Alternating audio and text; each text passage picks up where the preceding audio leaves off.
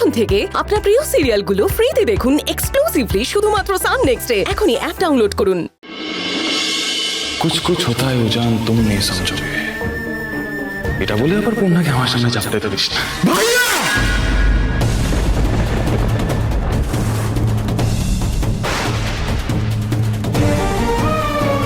তোর শাসন আর আমাদের ব্যাপারে না গলার মতামত এই মুহূর্তে আমার দরকার নেই। তুই আসতে পারিস, স্বামী স্ত্রীর মাঝখানে থার্ড পার্সন সিঙ্গুলার নাম্বার হয়ে দাঁড়িয়ে থাকিস না, যা।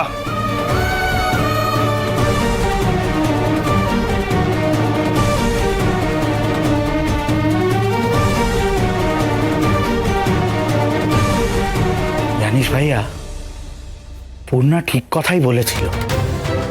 তুই ভালো কথা ভালোভাবে শোনার ছেলেই নস।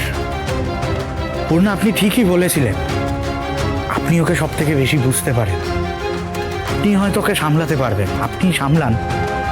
আর হ্যাঁ, একজন থার্ড পার্সন সিঙ্গুলার নাম্বার একটা বাইরের লোক হয়ে কেন যে আমি আপনাদের স্বামী স্ত্রীর মধ্যে ঢুকতে গেলাম কে জানে।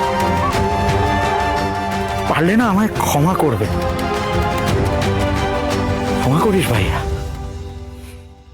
আমি চলি। হ্যাঁ,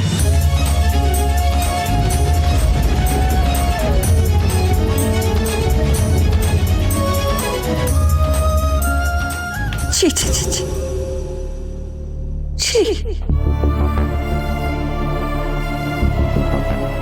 কি করলেন এটা আপনি উজান? কেন করলেন? আপনি কতগুলো কথা শুনিয়ে দিলেন রূপকে, আবোল তাবোল যা মুখে এলো তাই। রূপ কিন্তু বুঝতে পারলো আপনি কতটা অন্ধকার মনের মধ্যে পুষে রেখেছেন। ও কিন্তু আমাদের জন্য এখানে এসেছিল, আমাদের সম্পর্ক যাতে ঠিক হয় সেই কারণে।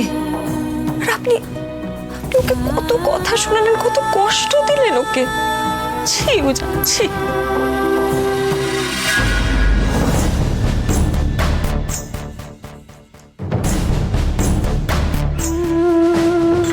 জানতো এখানে বসে আছেন কেন? যান, গিয়ে বন্ধুর কষ্ট লাঘব করো।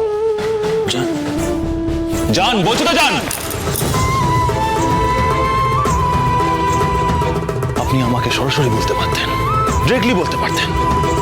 লোক ভাড়া করে আমাকে বুঝিয়ে কি লাভ? আপনার কথা এখন দাদাভাইয়ের কাছ থেকে বুঝতে হবে আমায়। আপনি বিশ্বাস করবেন কিনা আমি জানি না উজান, কিন্তু আমি রূপকে কিছু বলতে বলিনি। আটকা নেই তো, এখন আর এক্সপ্লেনেশন দিয়ে কোনো লাভ নেই। বেশ, ঠিক আছে, আর এক্সপ্লেন করব না। সব দোষ আমার, আমার জন্য সবকিছু হয়েছে। শান্তি পেয়েছেন তো আপনি?